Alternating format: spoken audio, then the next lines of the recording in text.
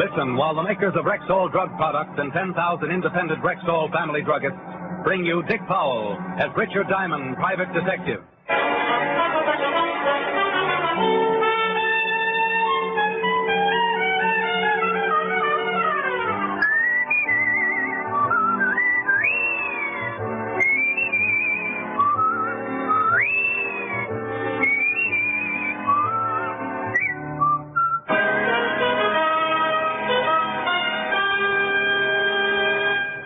Good evening. This is your Rexall family druggist speaking to you for the 10,000 independent druggists who have made the word Rexall part of our own store names and who recommend and sell the 2,000 or more drug products made by the Rexall Drug Company, like Rexall MI31, for example, Rexall's popular and versatile mouthwash, gargle, and breath deodorant.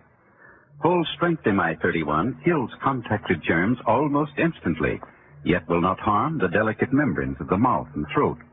Ask for Rexall MI31 at Rexall drugstores everywhere. And remember, you can depend on any drug product that bears the name Rexall. Good health to all from Rexall.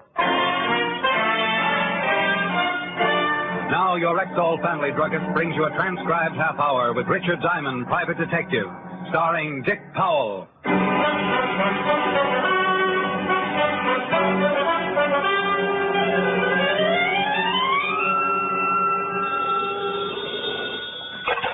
Diamond Detective Agency. I'll help you out if you're in trouble, but if it's a murder, it'll cost you double. Rick. Oh, hello, Helen, baby. What's new with the wealthy? Not much. Only we had a date last night, remember? Well, did we have fun? Oh, loads. Only we'd had more fun if you'd shown up. Now, Helen, don't overestimate me. I don't. Oh. Look, honey, I am sorry about last night. Sat up with a sick aunt, you know. Tender. Well, don't you believe me? No. Expect me to? No. Then we're even. Helen, I hate people who hold grudges. You busy tonight? Uh-huh. Well, doing what? Oh, I'll probably end up listening to some idiot play the piano. Anyone I know? Maybe. He's a little boy who never grew out of the cops and robbers stage. Oh, yes, the good-looking one. He's the guy. Uh-oh. Client just walked in. I'll call you back and squirm later. Bye. Diamond? In the rough. What can I do for you? You seen the morning papers? Only the funnies. Seen the story on page 2? Hey, what are you, a traveling quiz show? Look at it. Pete Rocco broke out of prison. That's right. You sent Pete up for murder. He always said he'd get out and take care of you. Gee, I wish I hadn't cut my fingernails. I got nothing to chew. You better find something. Pete's a nasty little boy. Well, what's all this to you? My name's Danny. Danny Rocco. I'm Pete's brother. Oh, looking for a piece of cheese?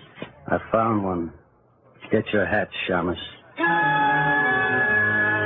There was a bulge in Danny's coat pocket that hadn't come with the suit. Believing in the safety first slogan, I picked up my hat and was led to a car outside. We drove through town and then to Mulberry Street near 5 Points to the section that used to be the heart of Little Italy. We stopped in front of a cigar store. Okay, Diamond, get out. Oh, it's so comfortable here. Come on, move. Well, if you put it that way.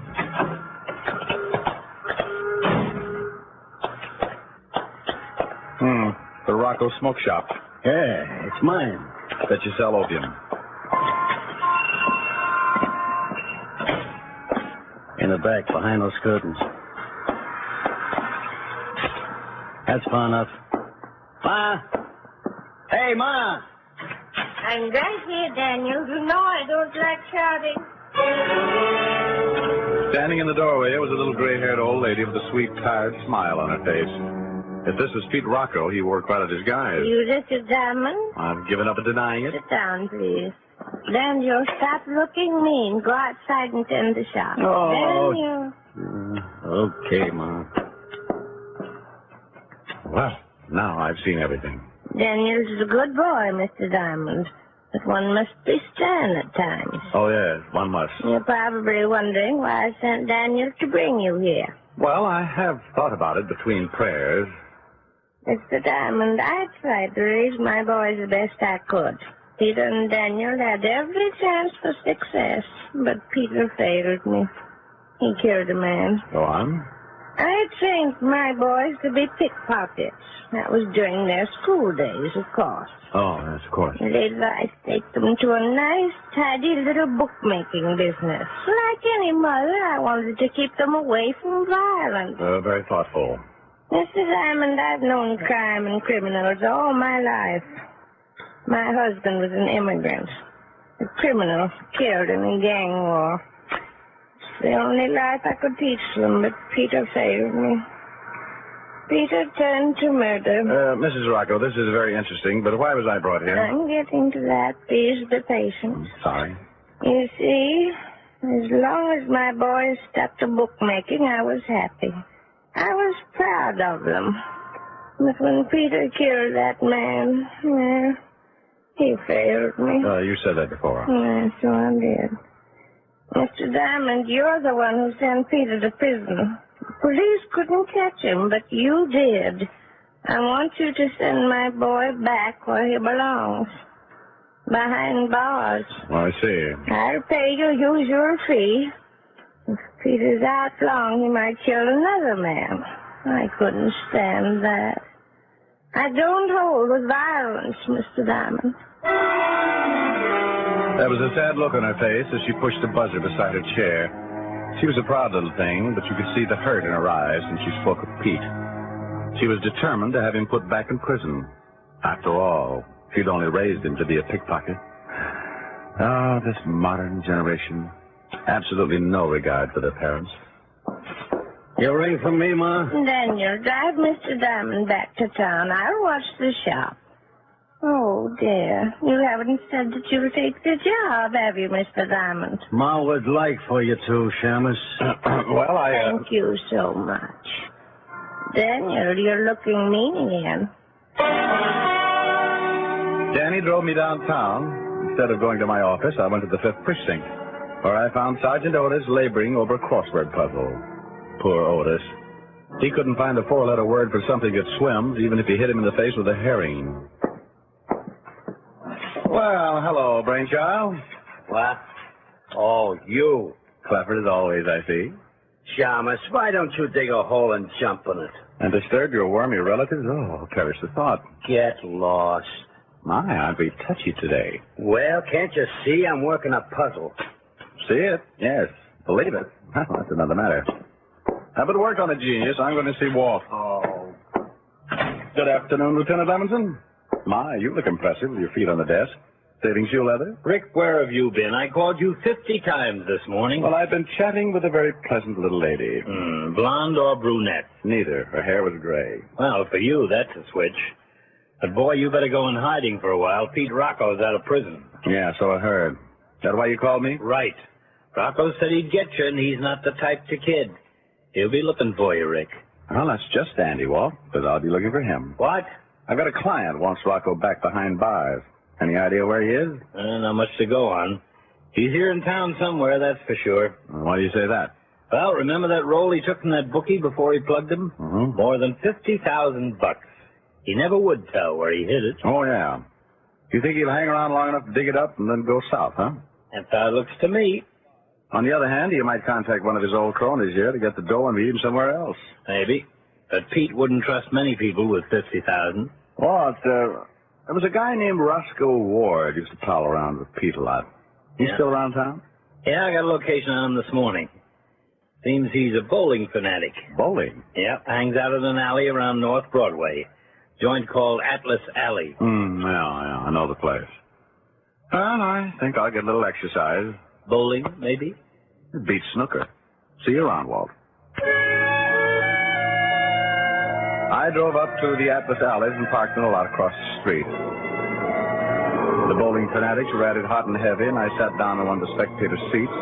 Half an hour later, a pale little punk came in, got an alley, and began bowling alone. I decided to join him, not because he looked lonely, but because his name happened to be Roscoe Ward. Hello, Roscoe. Huh? Do I know you? Well, I have the ugliest friends in town. Maybe you'd like to be one of them. Sorry, I'm antisocial. Mind if I bowl with him? Yeah. Thanks. I'll go first.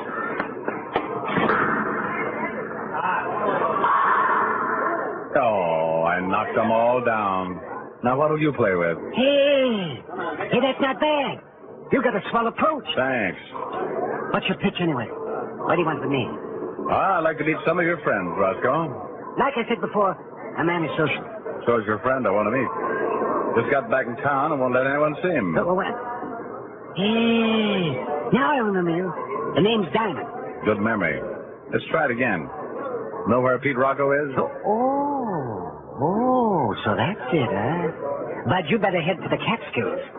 Word says that Petey's going to put a slug through your private eye. Yeah, so I heard.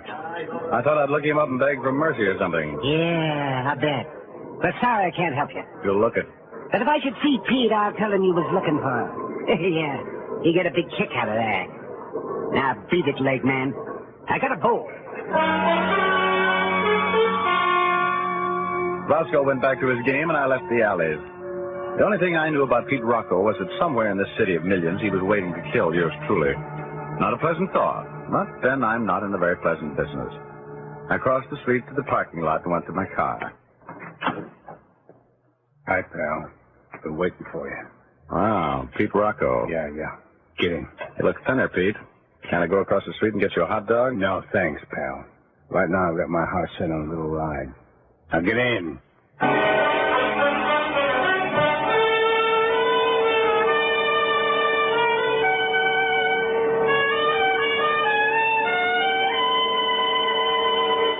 Before we continue with the adventures of Richard Diamond, private detective, here's your Rexall family druggist.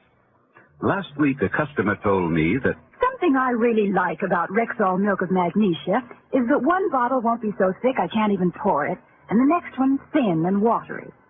Somehow, Rexall Milk of Magnesia always seems to be just right. well, ma'am, that's because every bottle of Rexall Milk of Magnesia has to meet an exacting standard of viscosity, or it won't wear the Rexall label. What do you mean by viscosity? Well, an easy definition would be the degree of thickness in a liquid.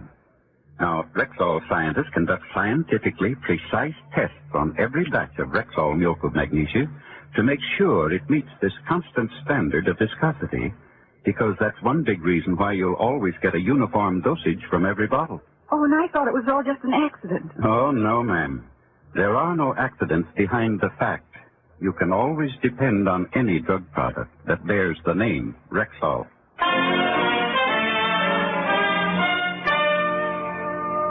And now back to tonight's adventure with Richard Diamond, private detective, starring Dick Powell.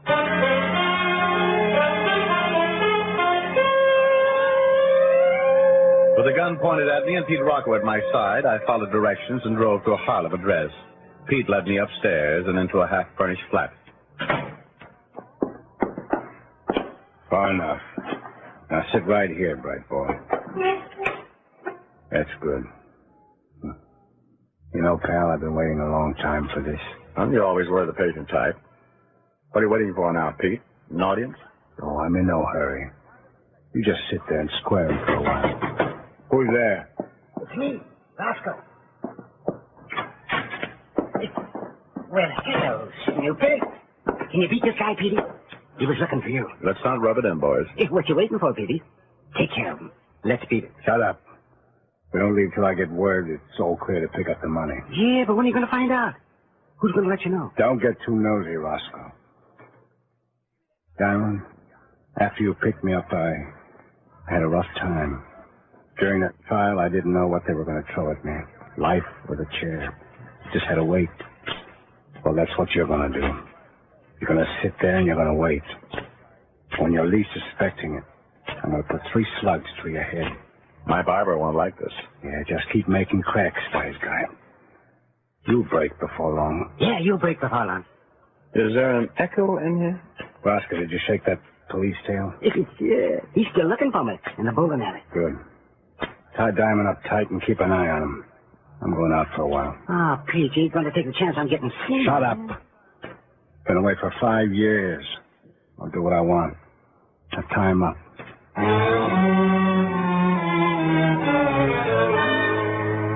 Pete kept the gun on me while Roscoe tied my arms behind a chair. Then he put the gun he had taken from me in his left pocket and his own in his right. He resembled a walking armory as he went out the door. You know, Snoopy, You're not so bad. Oh, now watch it, Roscoe. You'll hurt my feelings. Pete's a rough boy. I'm going to enjoy watching him settle with you. Oh, you have such simple taste. What's in this for you? Pete giving you a cut? Yeah, if he ever gets around to picking up the dough. He's got to wait until he gets the all-clear signal out. Oh, so there's someone else in this. Who, Roscoe? I don't know. If I did, I wouldn't yap to you. No, it's too bad you'll be a corpse soon. Oh, thanks for the pleasant thought. No, I mean it.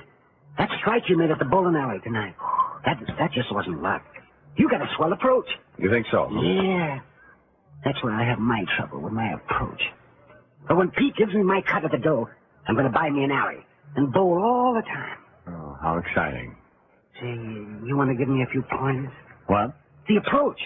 Maybe you could help me improve mine, huh? Now, look, this floor is kind of slippery. Now, watch. Now, I always hold the ball like this. You see? I swing it back and approach like this. There. How'd it look to you? Well, I couldn't see too well from here. Suppose you untie my hands. Oh, no. You got to stay tied there. I'm afraid I can't help you then. Come around this side. I can't see through that table. Oh, all right. Yo, I got it. I'll slide towards you this time. All right. There. What do you think of that? Well, I won't hurt you now. No, go on. Be brutal. Well, it's too sloppy, Roscoe. You keep your head up too high. The head, huh? Oh, yeah, sure. And keep the head down. That's right. Ward followed instructions and kept his head down, low, just in line with my foot. Chalk up a strike for Diamond. He went down like the number 10 pen. I managed to work my hands up over the back of the chair, then a few calisthenics, and my hands were in front of me, still tied, but free enough to call Walt Levinson on the phone. 15 minutes later, he arrived, put the cuffs on Ward, and untied me. There, you're loose. You know, maybe I should have kept you tied up. You might stay out of trouble then. You're so considerate, Walt. I'll put some men around the house. When Pete comes back with... Uh-oh. Maybe him now. Otis, bring Roscoe Ward over here. Come on, Ward. Ward, you pick up that phone and act like nothing's happened. Hold the receiver so we can hear who's on the line. If you don't, I'll see that the judge throws the book at you. Hello. Roscoe? Yeah. Is this Pete? Of course, you dope. Who you... There's nothing wrong up there? Wrong? Oh, no, Pete. No, everything's fine. You sound funny. Take the phone over and put the receiver in front of Diamond. Sure, Pete. He said. I heard him. Give me that phone. Hello, Pete. Check up to see if I'm comfortable? How long you been loose, pal? Come again? Diamond, I left you in a chair across the room. The phone don't reach that far. Well, Pete, you're getting smarter. Yeah, thanks. Too bad I'll have to postpone those 3 slugs in the head. But maybe later. I'm glad you said maybe, Pete. I have different ideas. Yeah, we'll see, pal. We'll see. Well, he tricked us, Walt. He won't be back here. Does this bird know where he is? I don't think so. Roscoe, you mentioned that Pete had to wait for the word from someone before he could pick up that money. Who is that someone? I told you before, I don't know. Look, punk, you're all through.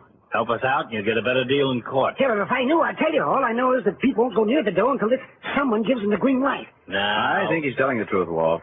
Take him downtown and book him. I'm going visiting. I drove back out Mulberry Street to the Rocco cigar store. I was hoping Pete's brother, Dan, might remember some of Pete's old hangouts. I wanted to wrap up this case quickly for 2 reasons. 1, Pete was a killer, might kill again at any minute. And 2, I might be the one he'd killed. Simon? Oh, yeah. Hello, Danny. I'm trying to get you in your office. I think I know where Pete is. Hello, Mr. Diamond. I'll tell you later. I do hope you have something to report. Well, not much, Mrs. Rocco. I met your son today on the wrong side of a gun. I don't know where he is now. Oh, well, that's too bad. But you will catch him, I'm sure of that. Peter must be punished. I don't hold with violence, Mr. Diamond. Ma, don't you want me to drive you over to visit Mrs. Montelli? Oh, well, that would be nice, Daniel. I'd like that. Well, you get your wrap and we'll go now. All right. And, Mr. Diamond, remember, I want my son caught quickly before he can kill again. Good day. Now then, Danny, what were you saying about Pete? I know where you can locate him. I didn't want to talk in front of Ma. I want to get out of this. Go on. Pete called me a little while ago. He's coming over tonight. I'm taking Ma to visit a friend, so she'll be out of the way.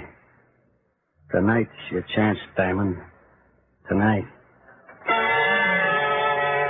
I made plans to meet Danny out in front of the shop around 8. Then I went back to my office. I called Helen, wrote my dinner dates for that evening, and waited as the hours ticked by. 7:30, and I was ready to go. Pete had taken my gun earlier, so I slipped a spare in my pocket and drove to the cigar store. I parked down the street, walked halfway up the block, and met Danny. Diamond? Yeah. Our boy showed up yet? No, but he should be here soon. Come on. We walked up to the shop, and Danny unlocked the door. The shop was dark as I entered, and I tripped over something on the floor. Hey, can we have some light in here? Sure. Why not? That's better. And then I saw what I'd tripped over. Pete Rocco with 6 bullet holes in his body. And then it was clear. Why had Pete come here? To get the money. That made the strong-arm boy behind me the contact. The one Pete was waiting for to give him the all-clear was little brother Danny. Right, Shamus? I'll be honest. Yes, I am. Pretty smooth, huh? Here, catch. Yeah, that's good. You'll notice it's your gun. Pete was bragging about how he took it from you. He let me see it. And that was fatal. Right. And this gun I got on you now was Pete's. I kill you, put the gun in Pete's hand, and I'm clear. You shot each other. No one will blame me. You thought this all out, huh? That's right. Pete and I robbed that bookie together. He left the dough for me to keep after he was picked up. I figured he'd never get out, but when he did, well, it's real convenient you're being around. Now say your prayers, Shamus. This is it.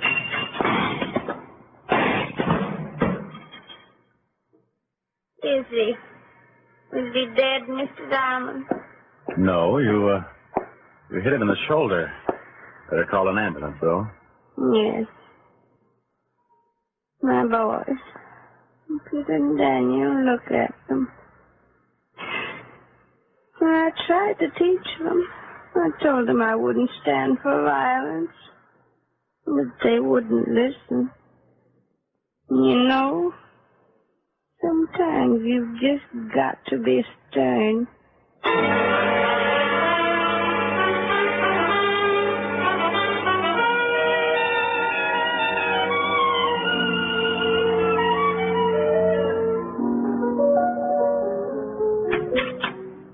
You rang for me, Miss Helen? Yes, Francis. Will you fix us some drinks, please? Soda with mine. And you, Mr. Diamond? No, I'll take soda too, Francis. About a jiggerful. Yes, sir. Rick, Mm-hmm. don't you ever get tired? Playing the piano? Never. That's not what I meant. Why, today you were almost killed twice. Honey, you can only be killed once. All right, then. You were threatened twice. Don't you ever wish you were in a different profession? For instance? Oh, insurance, maybe. You can talk fast enough. Well, you may have something there. Need a lot of gals in the insurance game. On second thought, you'd be better as a good humor man. Meet a lot of children instead. Gals are like better. And so I've noticed. Oh, Helen, what's wrong with my own business? Now, where else could I find excitement all day and a beautiful girl to sing to at night? Flattery will get you everywhere, Mr. Diamond. Don't I know it? A little bit independent in your walk. A little bit independent in your talk. There's nothing like you in Paris or New York. You're awfully easy on the eye. A little bit independent when we dance. A little bit independent towards romance. A bit of sophistication in your glance. And yet you're easy on the eye. Whenever I'm with you alone, you weave a magic spell. And though it be a danger zone, I only know that you're swell. A little bit independent with your smile. A little bit independent in your style. How can I help but love you all the while? when you're so easy on the eye. Rick, Yes, baby? I've been wondering which holds more attraction for you. Me or my piano? Hmm? Oh, come here, baby. Here's your drink, Mr. Oh! Mr. Diamond. Miss Helen. Oh, dear. Why did I ever leave Cambridge?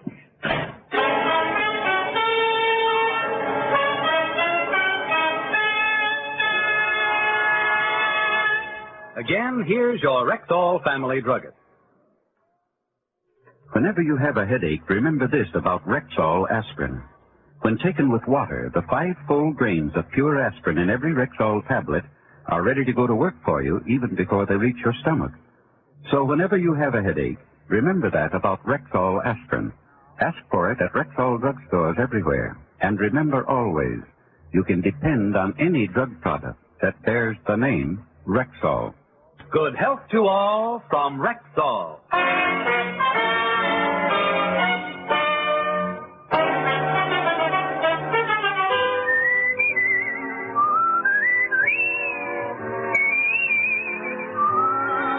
Richard Diamond, Private Detective, stars Dick Powell in the title role, with music composed and conducted by Frank Wirth.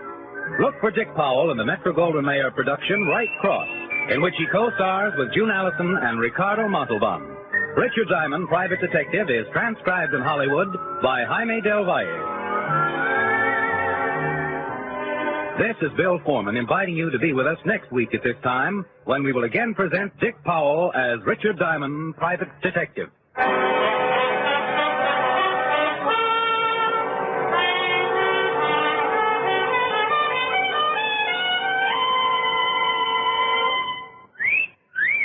Hiya, beautiful. Get lost, Bristlepuss. You need a shave. But I have shaved. What else do you want me to do? Silly boy, she wants you to go Stag. Go Stag? But why? Because Stag is Rexall's exclusive line of men's good grooming aids, like Stag Brushless Shave Cream. No fuss, no massage, just smooth it on and presto, you get a clean, close shave. Your face stays smooth and whiskerless all day long. I'll do it. I'll go Stag. That's it. Join the Stag line now at Rexall drugstores everywhere. Yes, to make girls care. Go Stag.